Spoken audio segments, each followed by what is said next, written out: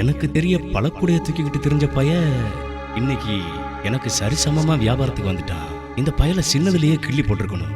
விவரம் தெரியாம சின்ன பையனை நினைச்சு அவனை கண்டுக்காம விட்டது எவ்வளவு பெரிய தப்பா போச்சு. மொத்தமா பழங்களை வாங்கி சின்ன சின்ன கடைகளுக்கும் தள்ளு வண்டிக்காரங்களுக்கும் சப்ளை பண்ணிட்டு இருந்தான். சரி, சின்ன பையன் பொழைச்சிட்டு போட்டுன்னு விட்டா இப்போ சில்லறை வியாபாரத்துக்கு பெரிய கடையா போட்டானே. இவன் சில்லறை வியாபாரம் பண்ணிக்கிட்டு இருக்கிறது நம்ம வியாபாரத்துக்கு பாதிக்குமே. இந்த பயலை இப்படியே விடக்கூடாது, ஏதாவது பண்ணணும். இவனை இன்னும் வளர விட்டா நம்ம மொத்த வியாபாரத்தை அப்படியே அழிச்சிருவான். பார்ப்போம்.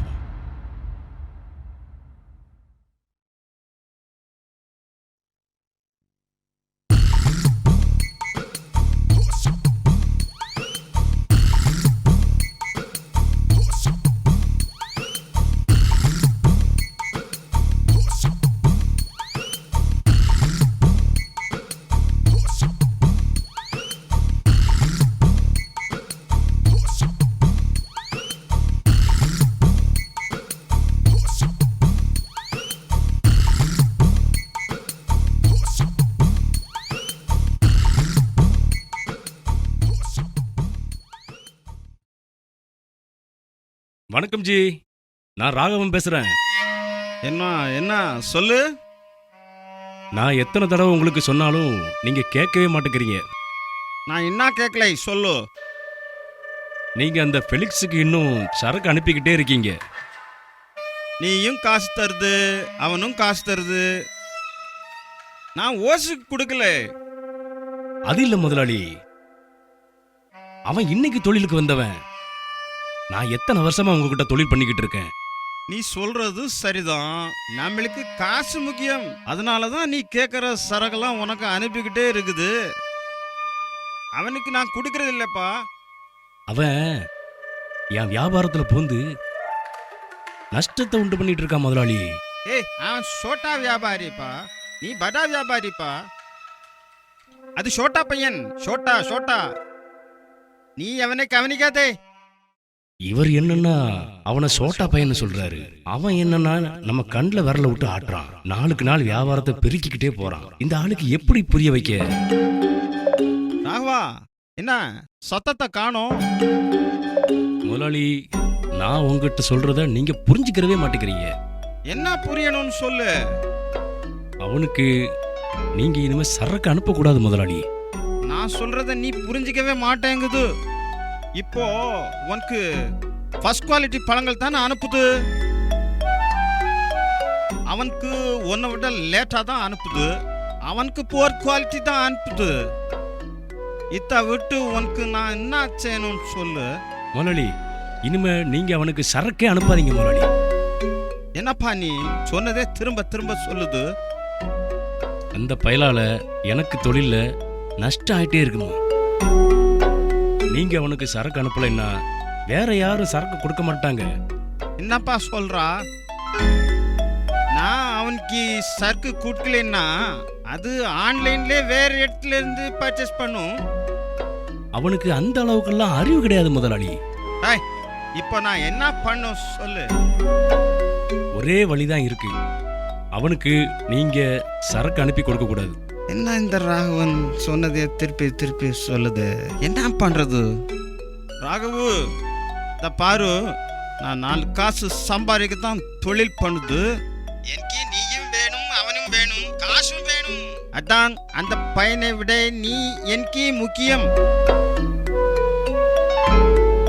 அந்த பையனுக்கு நான் சரக்கு தர முடியாதுன்னு சொல்ல முடியாதுப்பா. வேற ஏதாவது ஐடியா இருந்தா சொல்லு. இவரு சரக்கு கொடுப்பேன்னு சொல்றாரு, என்ன செய்யலாம்? ஒன்னு சொல்வோம், மொத்தமா ஒரு லோடா சரக்கு எடுக்க சொல்லுவோம். அந்த பயலால அவ்வளவு பணம் முதலீடு செய்ய முடியாது. சரி சொல்லுவோம். முதலாளி, நீங்க அவனுக்கு சில்லறையா சரக்கு அனுப்பாதீங்க. வேணும்னா ஒரு லோடா அவனை வாங்க சொல்லுங்க. ஏய் ராகவே, நீ அந்த பையனை வியாபாரத்தை விட்டுட்டு ஊரை விட்டே ஓட சொல்லுது இல்லே. நாமளும் தொழில நிலைச்சு நிக்கணும்ல முதலாளி. காலில் குத்துற முள்ள தூக்கி தூர வீசிடணும். பக்கத்துல போட்டா திரும்பவும் நம்ம காலில் தான் குத்தும். ஊர் பல்மொழிலாம் எனக்கு தெரியாதுப்பா. இந்த தொழில நேர்மை வேணும், நேர்மை. நமக்கு நேர்மை இருந்தா யாருக்கும் தொழிலே பயப்பட வேண்டியதில்லை. சரிப்பா, நான் இந்த கான்கா பிள்ளைட்ட சொல்லி அந்த ஃபெலிக்ஸ்டே சொல்லும். சரி முதலாளி, ஓகே ஓகே. இதோட பெலிக்ஸ் பயலோட ஆட்டம் க்ளோஸ். அவனால எல்லாம் லோடா சரக்கு எடுக்க முடியாது. முதல்ல அந்த அளவுக்கு பணம் இருக்குமான்னு தெரியல. ரெண்டாவது, அவ்வளவு சரக்கையும் விற்கவும் முடியாது.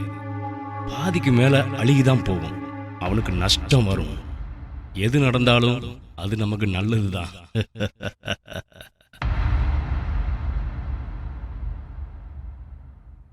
ஏ கணக்கு, இது ராவ். சொல்லுங்க சேட்டு. நீ கணக்கு பாக்குது, நான் கணக்கு கேக்குது, நீ அங்கே கணக்கு குடுக்குது. ஃபெலிக்ஸ் வியாபாரிக்கு சரக்கு அனுப்புதில்ல? அனுப்பியிருக்கேன் சார். இனிமேல் நீ அவனுக்கு சில்லறைக்கு சரக்கு அனுப்பாதே. அவன் சரக்கு வேணும்னு கேட்டா ஒரு லோடா தான் அனுப்புவேன்னு சொல்லு. அந்த பையன் சின்னதே வியாபாரம் பண்ணிட்டு இருக்கான் சார். அவனால ஒரு லோடெல்லாம் வாங்கி வியாபாரம் பண்ண முடியாது சேட்டு. நம்மளுக்கு தெரியுதுப்பா, ஆனா நம்ம ராகவனுக்கு புரிய மாட்டேங்குதே. அந்த பையனுக்கு சரக்கு கொடுக்க வேண்டாம்னு சொல்றான். நம்மளுக்கு ராகவன் வேணும் இல்லையாப்பா? அது நம்மள்கிட்டே ரொம்ப காலமா வியாபாரம் பண்ணுது. நீ அந்த பையன்கிட்ட சொல்லு. கணக்கு, ராகவன்கிட்ட பேசுறது தெரிய வேண்டாம் அந்த பையனுக்கு. அதை எப்படி சார் சொல்லுவேன்? நான் இனிமே லோடா தான் சரக்கு வாங்கன்னு சொல்லிடுவேன் சார்.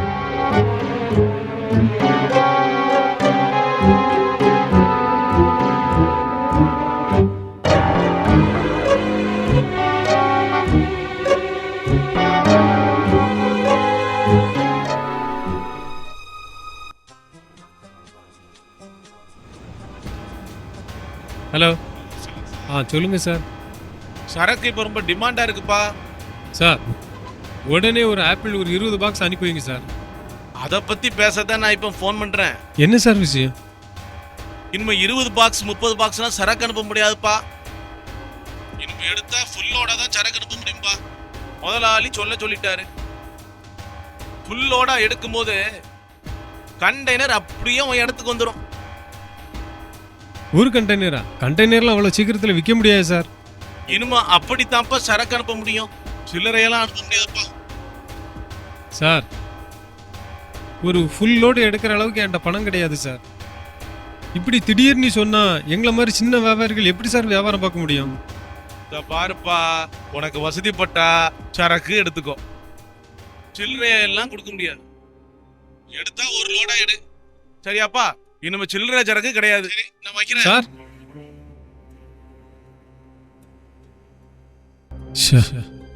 கணக்காப்புல இப்படி சொல்றாரு. இனிமே எப்படி வியாபாரம் பண்றது? இப்போதான் வியாபாரம் நல்லா நடந்துகிட்டு இருக்கு. இனிமே எப்படி வியாபாரம் பண்றது? ஒரு கண்டெய்னர் சரக்கு வாங்குற அளவுக்கு நம்ம கிட்ட பண வசதி இல்லை. அவ்வளவு சரக்கு உடனே விற்க முடியாது. நாளான அழுகி போயிடும். கடுமையான நஷ்டம் வந்துடும். என்ன செய்ய? இனிமேல் வியாபாரத்தை விட்டுட்டு வேற ஏதாவது கூலி வேலைக்கு தான் போகணும்.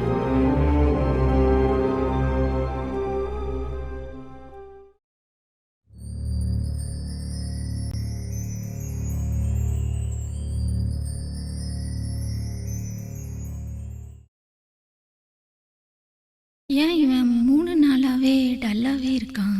உடம்புக்கு எதுவும் சரியில்லையான்னு கேட்டா இதுவும் இல்லை, நல்லா தான் இருக்கேங்கிறான். ஏன் இப்படி இருக்கான்? கடையில் எதுவும் பிரச்சனையா இருக்குமோ? ஏன் இன்னும் கடைக்கு போகாம இருக்கான்? ஒரு நாளும் இப்படி இருக்க மாட்டானே. நான் எதுவும் கேட்டு கோவப்பட்டுற கூடாத. எப்பா, இன்னும் கடைக்கு போலையாப்பா? போகணுமா? நேரம் ஆகுதியா? நீ ஒரு நாள் இவ்வளவு லேட்டா புறப்பட்டு போனதில்லையா? சீக்கிரம் போயா. உண்மையிலேயே நான் அன்னைக்கு கடைக்கு போகலம்மா. உண்மையாத்தான் சொல்றியா ஐயா? நான் உங்ககிட்டயாமா நான் விளையாடுவேன்? விளையாடுற மனநிலையில நான் இல்லம்மா. கடையில ஏதாவது பிரச்சனையாப்பா? கடையில பிரச்சனை ஒன்றும் இல்லம்மா. பிரச்சனை ஒன்றும் இல்லைன்னா கடைக்கு போகலாம் இல்லையா? கடையில ஸ்டாக் இருக்க இருக்க நமக்கு நட்டம் தானப்பா வரும். கடையில இப்போ வியாபாரம் பார்க்கறதுக்கு கடையில சரக்கு ஒண்ணுமே இல்லம்மா. கடையில சரக்கு குறையும் போதே நீ ஆர்டர் பண்ணிருக்க வேண்டியது தானே? நமக்கு சரக்கு அனுப்பி தர்றவங்க இப்போ சரக்கு அனுப்பி தர மாட்டேங்கிறாங்கம்மா. என்னப்பா சொல்ற? நாம அவங்க கிட்ட தானே மொத்தமா சரக்கு வாங்குறோம். அப்புறம் என்னவா? இவ்வளோ நாளும் 40 பாக்ஸ் 50 பாக்ஸ்ன்னு அனுப்பி தந்தாங்க. இனிமே அப்படி அனுப்பி தர மாட்டாங்களாம். எடுத்தா ஒரு லோடாக தான் எடுக்கணுமா. ஒரு லோடுன்னா ஒரு கண்டெய்னர் வரும், 700 பாக்ஸுக்கு மேலேயே வரும்மா. இப்படி கடையில் வாங்கி வியாபாரம் பண்ணுற அளவுக்கு நம்ம பெரிய வியாபாரி ஒன்றும் இல்லை. இப்போ வியாபாரத்துக்கு சரக்குக்கு என்ன செய்யணும் ஒன்றுமே புரியல. பேசாமல் வியாபாரத்தை விட்டுட்டு வேலைக்கு போயிடலாம்னு நினைக்கிறேம்மா. நமக்கு சரக்கு அனுப்பி தர்ற வியாபாரி ஒருத்தர் மட்டும்தான் இருக்காரா? வேற வியாபாரிகள் யாரும் இல்லையாப்பா? இருக்காங்கம்மா. எல்லா வியாபாரியும் நம்ம நம்ப முடியாது. பணத்தை கட்டி சரக்கை எடுக்கிறோம், பணம் பக்குவமாக இல்லைன்னா நமக்கு பெருத்த நஷ்டம் ஆயிருமா. அப்போ இப்ப வியாபாரத்துக்கு சரக்கே இல்லைங்கிற, என்னப்பா பண்ண போற? நம்மளை நம்பி கொஞ்சம் சின்ன வியாபாரிங்க இருக்கிறாங்க. அவங்களுக்கு நாளைக்கு சரக்கு கொடுக்கணும். ஒன்றுமே புரிய மாட்டேங்குதுமா. தற்சமயத்துக்கு ஆலங்குளத்து பக்கத்துல இருக்க பாவூர் சத்திரத்துல இருந்து கொய்யாக்காய் வாங்கி வியாபாரம் பண்ணலாம்லப்பா? அங்கேயும் பண்ணையில நாம தான் போய் காய பறிக்கணும். நம்மள மாதிரி வியாபாரிகளுக்கு அது செட் ஆகாதுமா. அங்கே உள்ள உள்ளூர் வியாபாரிகளுக்கு தான் அது சரிப்பட்டு வரும். நம்மளுக்கு அது சரிப்பட்டு வராதுமா. நீ ஒன்னுக்கும் கவலைப்படாத ஐயா. இயேசு கிறிஸ்து நமக்கு நல்ல வழியை காட்டுவாரியா.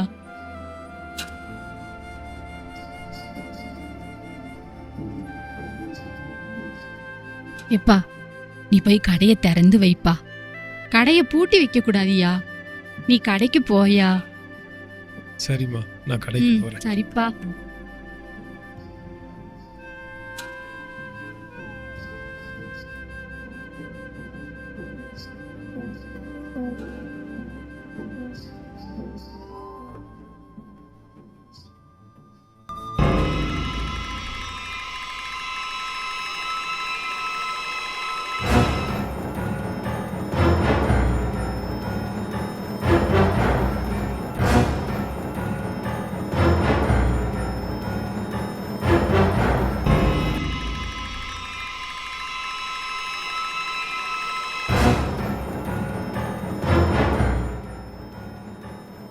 பையன் நல்லா மாட்டிக்கிட்டான்.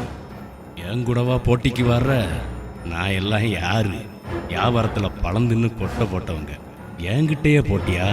டேய், உன்னை அட்ரஸ் இல்லாமல் பண்ணுறேன் பாரு. உன்கிட்ட பழங்கள் இல்லாமல் தானே இப்போ முழிச்சுக்கிட்டு இருக்கிற.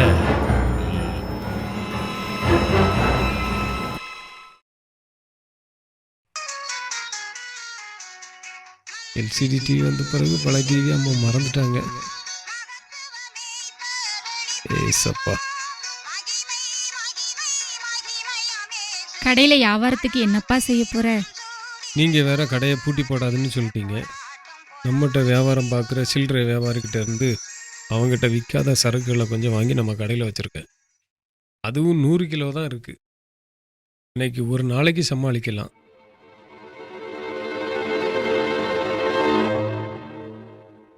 கடையில் வேலை பார்க்குற பையனுக்கு தான் என்ன செய்யணும்னு தெரியல.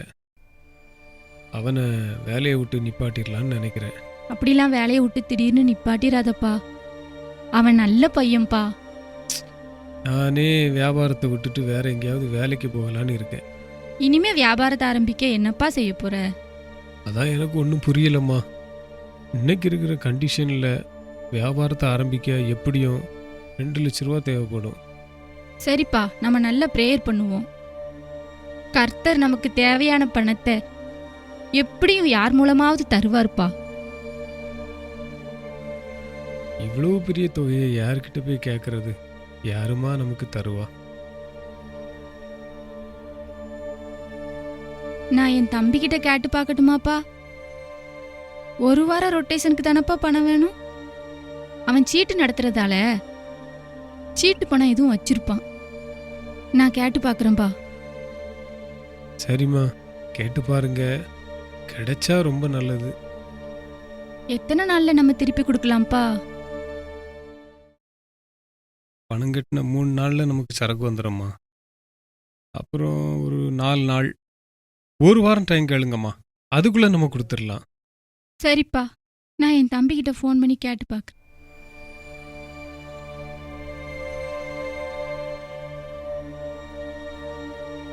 எப்படியாவது பணத்தை ரெடி பண்ணி ஒரு லோடு சரக்கு தான் எடுத்து பார்ப்போமே.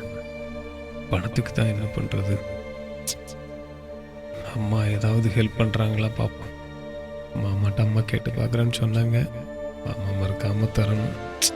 கர்த்தர் என்ன கைவிட மாட்டார்.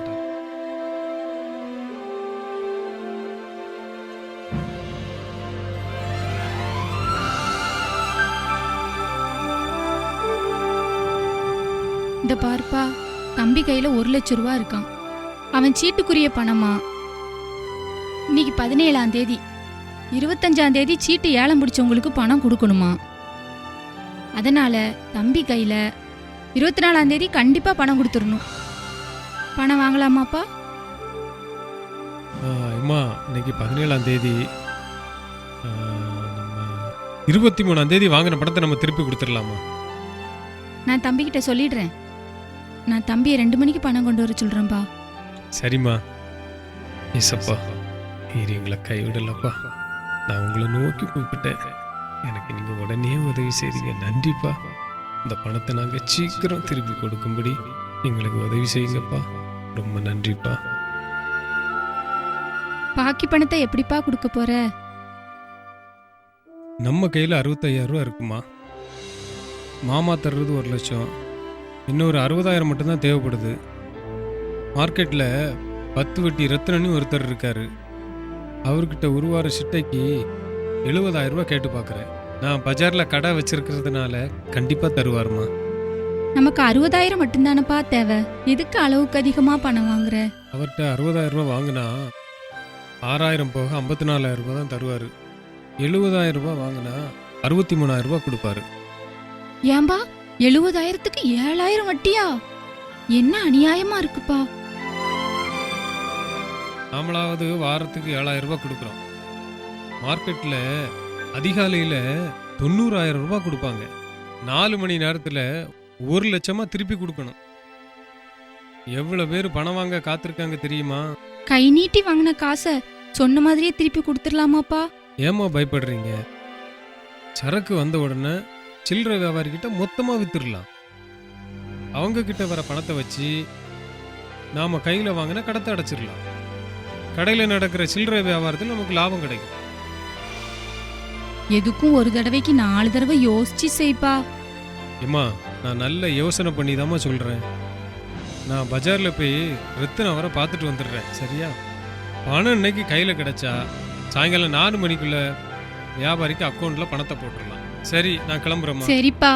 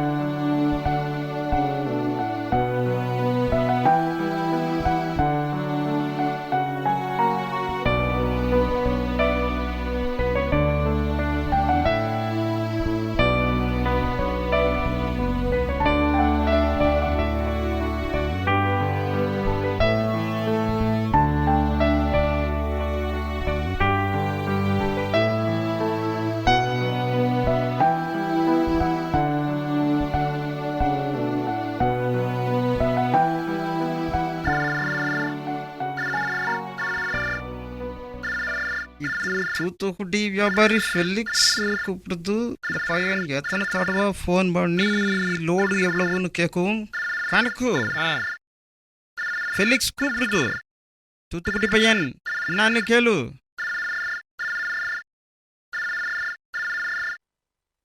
ஹலோ. சொல்லு ஃபெலிக்ஸ்.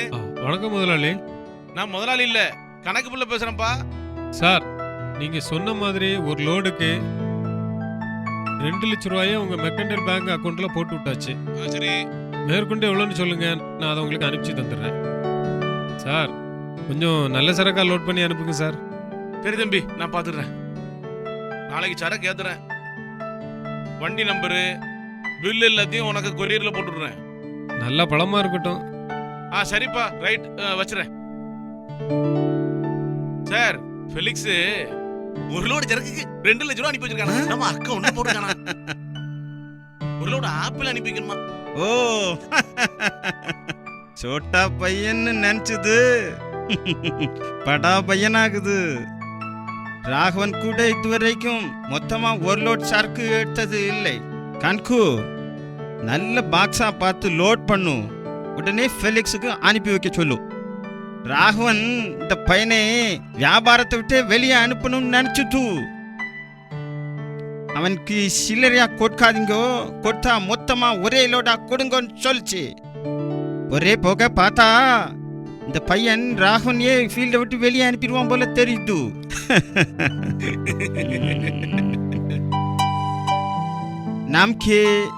நம்மள்கிட்ட நல்லா ஒழுங்கா வியாபாரம் பண்றவன் மட்டும் வந்தா போதும். நம்மளுக்கு தேவை மணி. மணி தான் கணக்கு. ஃபார்முக்கு தகவல் சொல்லிட்டு இந்த பையனுக்கு சர்க்கா அனுப்பி வச்சிருங்க. சரி சார், நான் உடனே ஃபார்முக்கு தகவல் சொல்றேன் சார். உடனே போய் சொல்லுங்க. நான் உடனே சொல்றேன் சார்.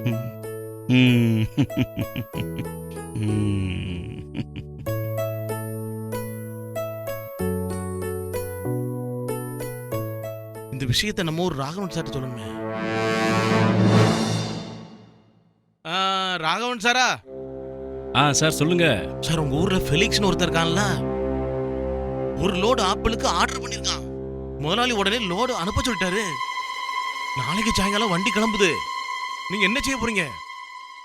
சார், நீங்க சரக்கு உடனே அனுப்பி வைக்காதீங்க சார். அது எப்படி அனுப்பாம இருக்க முடியும் சார்? நீங்க தான் சொன்னீங்க சில்லறையா கொடுக்காதீங்க, மொத்தமா லோடா கொடுக்க சொல்லி. இப்ப அவங்க ஒரு லோடா கேக்குறாங்க, பணம் அனுப்பி வச்சுட்டாங்க. எப்படி அனுப்பாம இருக்க முடியும்? அந்த பையனால லோடு கணக்குல சரக்கு வாங்க முடியாதுன்னு நினைச்சேன். எப்படியோ அந்த பையனுக்கு 2 நாள் சரக்கு வந்துடும், பாத்துக்கோங்க. சார், என்ன பதில காணோம்? நீங்க என்னடான்னா அணுகுண்ட கொளுத்தி போடுறீங்க. இனிமே என்ன செய்ய? நீங்க எதுக்கு கவலைப்படாதீங்க சார். ஏன் முதலாளிக்கு தேவை பணம். யாரு பணம் கொடுத்தாலும் வியாபாரம் பண்ணுவாரு சார். நம்ம நட்பு அப்படி இல்ல சார். நம்ம நட்பு அப்படியே தொடரும் சார். நம்ம நட்பு தொடர்றதுக்கு வழி இல்லாம பண்ணிடுவீங்க போல இருக்க. நீங்க கவலைப்படாதீங்க சார். அந்த ஒரு லோடு சரக்கை எடுத்துட்டு அந்த பையன் படக்கூடிய அவஸ்தையை நீங்க பாருங்க. அந்த பையன் ஊரை விட்டே காலி பண்ணி போயிடுவான். நான் ஒரு ஐடியா வச்சிருக்கேன் சார். என்ன ஐடியா சொல்லுங்க சார். சார், என்னைய முதல்ல நம்புங்க சார். எல்லாம் உங்களுக்கு சாதகமா முடியும் சார். ஃபெலிக்ஸ் வியாபாரத்தை விட்டு ஒளிஞ்சிட்டான்னு நினைச்சுக்கோங்க. இப்போ உங்க வண்டி நம்ம ஊருக்கு வந்திருக்கா சார்? இப்போ நம்ம வண்டி திருவனந்தபுரத்துல லோடு இறக்கிட்டு இருக்கு. வர்ற வழியில தென்காசியில போய் வெஜிடபிள் லோடு ஏத்திக்கிட்டு இங்க வரும். டிரைவருடைய மொபைல் நம்பரை SMS பண்ணுங்க. சார், டிரைவருடைய மொபைல் நம்பர் கேட்கறீங்களா? எதுவும் விசேஷமா? நான் நம்ம ஊர்ல இருந்து பெரிய நெய் மீன் ஒன்று ஐஸ் பாக்ஸில் வச்சு அனுப்பி வைக்கிறேன். அது போக நம்ம ஊர் ஸ்பெஷல் மக்ரோன் அதையும் நான் உங்களுக்கு அனுப்பி வைக்கிறேன் சார். சார், நம்ம பேசிக்கிட்டு இருக்கிறது முதலாளிக்கு தெரியாம பாத்துக்கோங்க சார். நான் எப்படி சார் முதலாளி கிட்ட சொல்லுவேன்? எனக்கு நல்லதா பார்த்து செய்யுங்க சார். கவலை விடுங்க சார், நான் பாத்துக்கிறேன் சார். அந்த பையன் ஒளிஞ்சா நினைச்சுக்கோங்க. சரி, வைக்கிறேங்க. கணக்க பிள்ளை என்ன செய்வான்? ஒருவேளை கழிச்சு போட்ட பழங்கள் அனுப்பி வைப்பாரோ, இல்ல ஆப்பிளுக்கு பதிலாக பேரிக்காய் அனுப்பி வைப்பாரோ? என்ன செய்ய போறான்? மனுஷன் சொல்ல மாட்டேங்கிறானே. எதுவும் இன்னும் 3 நாள்ல தெரிஞ்சிடும். இந்த பையன் லோடு கணக்கா சரக்கு எடுத்து ஒழுங்கா வித்தான்னா நான் தொழிலை விட்டுட்டு வெளியே போயிட வேண்டியதுதான். அந்த பயலுக்கு எப்படி இவ்வளவு பணம் கிடைச்சது? எப்படியோ கணக்க பிள்ளை நமக்கு சாதகமா இருக்கிற வரைக்கும் ஒருத்தரும் அசைக்க முடியாது.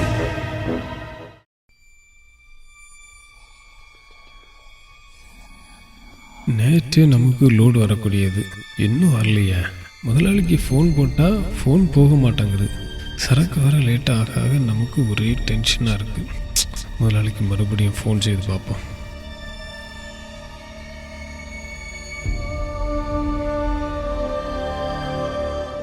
வணக்கம் முதலாளி. அரே ஃபெலிக்ஸ், முதலாளி, இன்னும் சரக்கு என் இடத்துக்கு வந்து சேரலையே முதலாளி. அது எப்படி வந்து சேரும்? இங்கே கர்நாடகாவிலே 2 days லாரி ஸ்ட்ரைக். எந்த லாரியும் ஓடலேப்பா. நம்ம லாரி அங்கே மாட்டிக்கிட்டு நிக்குது. இன்னைக்கு ஈவினிங் லாரி ஸ்ட்ரைக் வாபஸ் ஆகும்னு சொல்லுது. நாளைக்கு ஈவினிங்கு உங்களுக்கு கண்டிப்பா சரக்கு வந்து சேரும். முதலாளி, இப்போவே 2 நாள் லேட் ஆயிட்டு. இன்னும் லேட் ஆகும்போது பழம்லாம் கெட்டு போயிடாதா? அப்படி ஒன்றும் மோசம் போகாது ஃபெலிக்ஸ். பார்த்து வியாபாரம் பண்ணுங்க. நாளைக்கு வந்துடும் சரக்கு. சரியா? ஓகே, ஃபோனை வச்சுடு. சரி முதலாளி.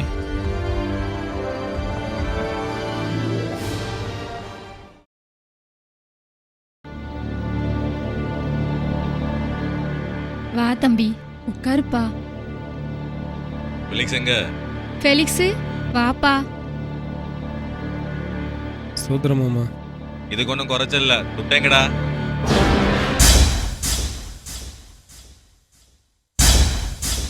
தம்பி, லாரி ஸ்ட்ரைக்கில் லோடு வர லேட் ஆயிட்டுப்பா. அதனால தான்ப்பா சொன்ன நேரத்துக்கு பணம் தர முடியல. இந்த பாருக்கா, நான் சொன்னபடி நடப்பேன். மாமா, 2 நாள் லேட் ஆயிடுச்சு. சீக்கிரம் தந்துடுறேன் மாமா. இதுக்கு தான் என் ஒய்ஃப் சொன்னா, சொந்தக்காரங்களுக்கு எந்த பண உதவியும் செய்யாதீங்கன்னு. நானும் கேட்கல. கூட பிறந்தவ தானே, சொன்ன வாக்க காப்பாத்துவான் தான் 1 லட்சம் ரூபாய வாய் பேசாம எடுத்து கொடுத்தேன். இப்போ என் ஒய்ஃப் என் மூஞ்சில காரி துப்புறா. கேவலமா இருக்கு. மாமா, இந்த லாரி ஸ்ட்ரைக் நான் எதிர்பார்க்கல மாமா. ஏடா, நீ எதுவும் பேசாதல. அப்புறம் வார்த்தைகள் கடந்துச்சுன்னா நல்லா இருக்காது. என்கிட்ட கை நீட்டி காசு வாங்கினது இவ தானே. இவகிட்ட கேக்குறேன். 2 நாள் பொறுத்துக்கோயா. ஒன்ன மாதிரி என்னால மாத்தி மாத்திலாம் பேச முடியாது. நான் சீட்டுக்கு பணம் கொடுக்கறவங்க கிட்ட சொன்னபடி பணத்தை சொன்ன நேரத்துல கொடுப்பேன். இப்ப கூட என் ஒய்ஃப் நகைய பேங்க்ல வச்சு பணத்தை எடுத்து சீட்டு பணத்துக்கு செட்டில் பண்ணிருக்கிறேன். உங்கள மாதிரி நாக்கு சுத்தம் இல்லாதவன் நான் இல்ல. தம்பி, 2 நாள் லேட் ஆனதுக்கு இப்படி மோசமாலாம் பேசாதப்பா. நான் இது வரைக்கும் உன்கிட்ட எதுக்குமே வந்ததில்லை. முதல்ல இந்த பணம் தான்ப்பா உங்ககிட்ட வாங்கியிருக்கேன். நீ வேற யாருக்கும் கொடுக்கலையேப்பா. உன் கூட பிறந்தவளுக்கு தானே கொடுத்துருக்க. கூட பிறந்தவளாம், கூட பிறந்தவன். வாங்கின பணத்தை திருப்பி கொடுக்க நாதி இல்ல உனக்கு. என்ன நினைப்புல என்கிட்ட பணம் வாங்கின? ஒன்னு புரிஞ்சிக்க, மயிர் ஊடாட நட்பும் பணம் ஊடாட கெடும். என்னன்னா 2 பேருக்கிடையே ஒரு முடி போக முடியாத அளவுக்கு நட்பா இருக்கிறவங்க கிட்ட அவங்கள எந்த சக்தியாலும் பிரிக்க முடியாது. கை நீட்டி காசு வாங்கிட்டா நம்ம நட்பு கெட்டுரும். தாயா பிள்ளையா இருந்தாலும் வாயும் வயிறும் வேற. நாளைக்கு என்ன நடக்குன்னு தெரியாது. பணம் வந்தாகணும். இல்ல நடக்கிறது வேற.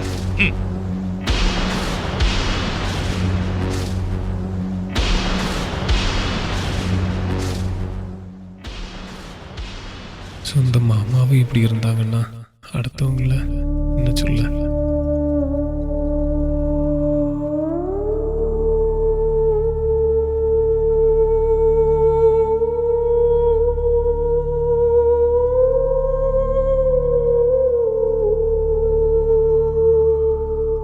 என்ன மனுஷங்கம்மா இவங்க, வாய்க்கு வந்தபடி பேசிட்டு போறாங்க.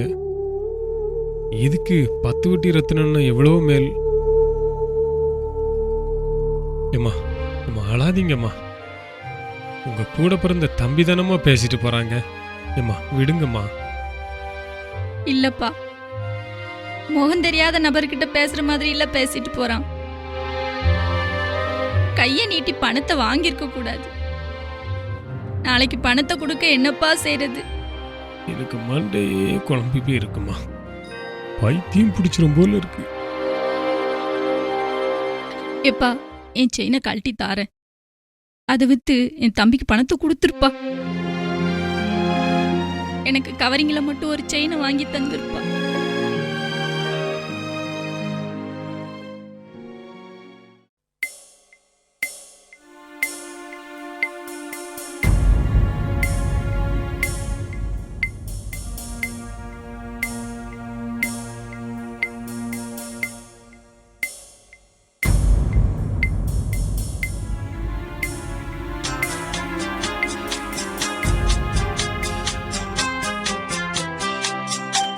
ஐயோ,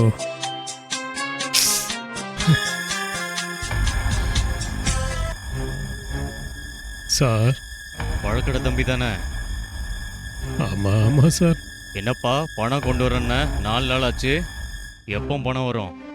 சார் இன்னும் லோடு வரல சார். நான் கடைக்கு போனேன்ப்பா, கடை பூட்டியிருக்கு. வேலைக்கார பையன்தான் இருந்தான், லாரி ஸ்ட்ரைக்குன்னு சொன்னான். நானும் பஜாரில் விசாரித்தேன். கர்நாடகாவிலேருந்து சரக்கு வந்து 1 வாரத்துக்கு மேலே ஆச்சுன்னு சொன்னாங்க. அவசரம் இல்லைப்போ, நாள் கூட கூட வட்டியும் ஸ்பீடாக கூட்டிகிட்டே இருக்கும். 1 வாரம் டைம் தரம்போ. அன்னைக்கு தரலன்னா நீ என்கிட்ட அடமானம் வச்சல ஒரு பத்திரம், அதில் உள்ள வீடு எனக்கு சொந்தமாயிரும். பார்த்து நடந்துக்கப்போ. வச்சிருட்டா?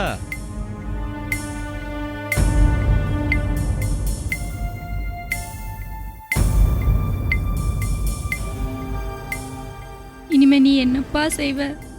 உங்கள் தம்பிக்கு 1 லட்ச ரூபா கொடுக்கணும். 10 வட்டி ரத்தினத்துக்கு ரூபா கொடுக்கணும். இப்போ லோடை இறக்கும்போது பழம்லாம் அழுகி தான் இருக்கும். இந்த குடோனில் பழத்தை இறக்கி வைக்கவும் முடியாது. இறக்கி வைக்கிறதுக்கு கூலி வேற கொடுக்க வேண்டியது இருக்குது.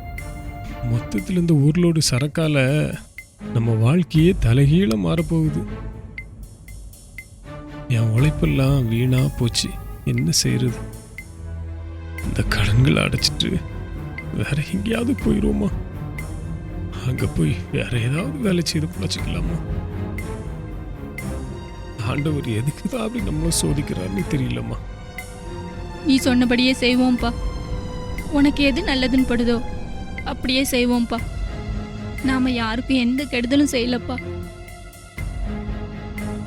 இந்த உலகத்துல உள்ள சொந்த பந்தம் எல்லாம் நம்மளை கைவிட்டாலும் இயேசு கிறிஸ்து நம்மளை கைவிட மாட்டாருப்பா.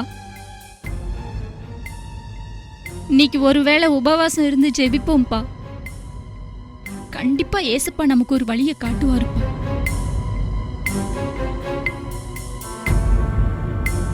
அம்மா, நீங்க சொல்றது சரிதாம்மா. நான் இனிமே வெளியே எங்கேயும் போகலம்மா. செல்போனையும் சுவிட்ச் ஆஃப் பண்ணி வச்சிடுறேன். நாம இனிமே ப்ரேயர் பண்ணுவோம்மா.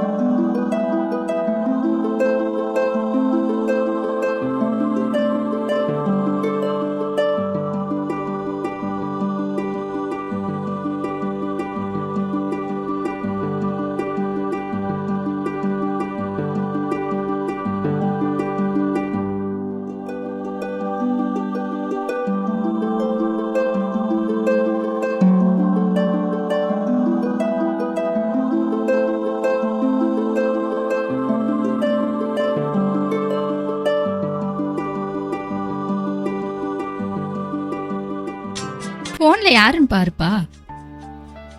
நம்ம கடப்பையன் தான்மா கால் பண்ணிட்டு இருக்கான். என்னன்னு கேளுப்பா. சரக்கு எப்போ வரன்னு கேட்பான். அவன் நல்ல பையன்மா, ரொம்ப நம்பிக்கையான பையன். அவன்கிட்ட வேற வேலை இருந்தா பாருன்னு எப்படி சொல்றது? ரொம்ப கஷ்டமா இருக்குமா. எப்படியும் சொல்லித்தானப்பா அவனும். நீ பஜார்ல போய் என் செயினை வித்து அதுல ஒரு 5000 ரூபாய் எடுத்து நம்ம கடை பையன்கிட்ட கொடுத்துட்டு அவனை வேற வேலைக்கு எதுவும் போக சொல்லிட்டு வாப்பா. போனை எடுத்து பேசுப்பா. விவரத்தையாவது சொல்லுப்பா.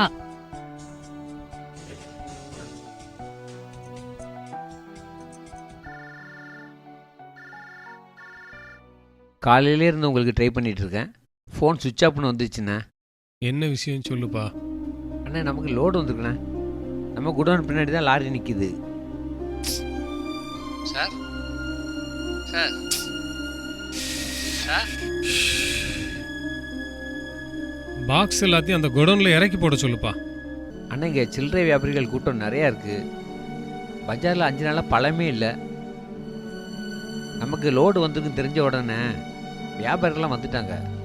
போட்டி போட்டுட்டு இருக்காங்க.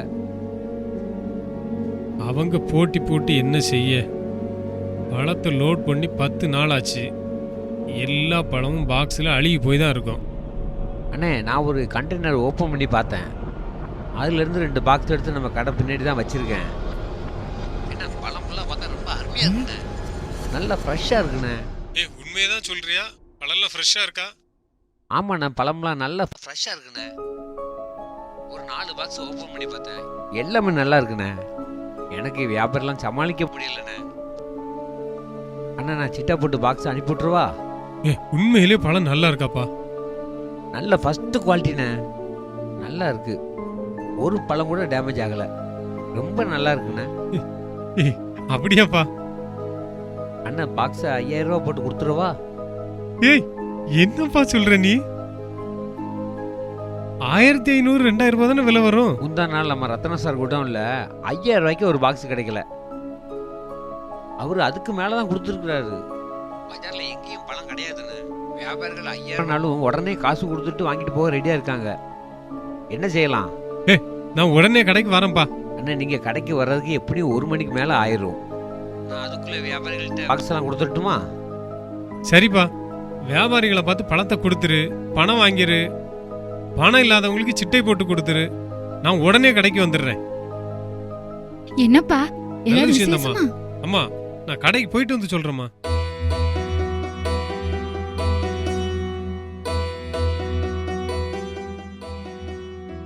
பையன் என்ன உற்சாகமா வெளியே போறானே, என்ன நடந்திருக்கும்? ஏசப்பா எதுவா இருந்தாலும் நல்லதே நடந்திருக்கணும்.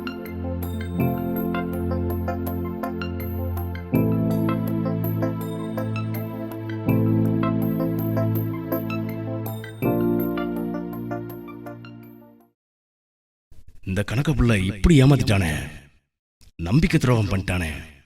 ஒரே நாள்ல பல லட்சம் ரூபாய் ஃபெலிக்ஸ் பையன் சம்பாதிச்சிட்டான். கணக்க புள்ள கிட்ட எவ்வளவு எடுத்து சொல்லியும் கேட்காம சூப்பர் பழமா உள்ள பாக்ஸை பார்த்து அனுப்பி வச்சிருக்கான். அவ்வளவு சின்ன வியாபாரியும் இவன் கடையில தான் குவிஞ்சு கிடக்கானுங்க. கணக்க புள்ள இப்படி ஏமாத்துவான்னு நான் அவ்வளோ கூட நினைச்சு பார்க்கல. கணக்க பிள்ளைக்கு ஃபோன் போட்டு என்ன நடந்துச்சுன்னு கேட்போம்.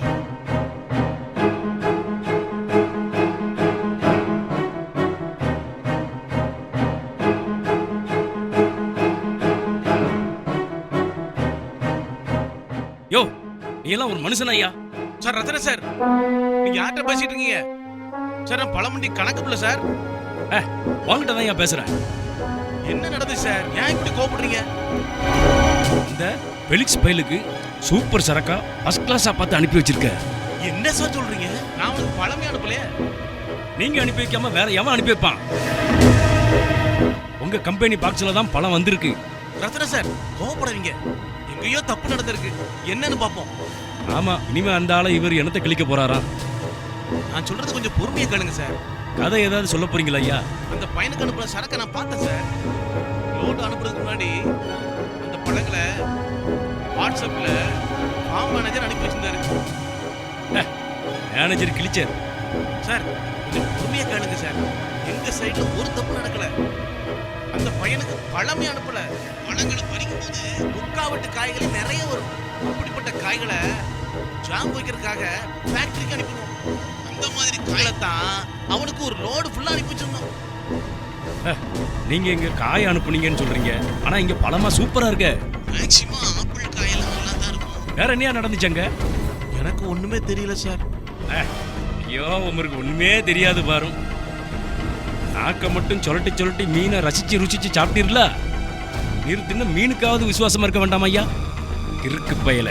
சார் வார்த்தையை பார்த்து பேசுங்க சார். உனக்கு என்னையா மரியாதை? போன வையா. இந்த ஆள் ஏன் இப்படி பேசுறான்? தராதாரம் இல்லாம பேசுறானே. நான் இவனுக்கு தானே உதவி செஞ்சேன். இவனுக்காக தானே அந்த பையனுக்கு பழத்தை அனுப்பாம பிற காய அனுப்பி வச்சேன். இவனுக்கு நல்லது செய்ய போய் பேச்சு ஏச்சும் கேட்க வேண்டியிருக்கு. எனக்கு வேணும். என்ன நடந்திருக்கும்? நம்ம ஆப்பிள் காயில் அனுப்பி வச்சோம். ஓ, ஒரு வாரமா லாரியில சரக்கு இருந்ததால நல்லா பழுத்து இருக்குன்னு நினைக்கிறேன். ஆமா ஆமா, அதுதான் நடந்திருக்கணும். நாம சரக்கு அனுப்பும் போது அது காயா தானே இருந்துச்சு. ஓ, இந்த லாரி ஸ்ட்ரைக்கில் லாரி ஓடாம ஒரு வாரம் இருந்த நேரத்துல லாரியில இருந்த காயெல்லாம் பழுத்து இருக்கு. அதுதான் பழம் நல்லா இருக்குன்னு சொல்றாரு. அந்த ஃபெலிக்ஸ் பையனை அவன் வணங்குற தெய்வம் கைவிடல. நான் அந்த பையன் அழிஞ்சு போகணும்னு ஒண்ணு செய்ய அது அந்த பையனுக்கு பெரிய வாழ்வே கொடுத்துருக்கு. இனிமே யாருக்கும் துரோகம் செய்யக்கூடாது. இது மாதிரி இனி ராகவனுக்கு இங்க இருந்து ஒரு சரக்கு கூட போகாது. நான் அனுப்ப மாட்டேன்.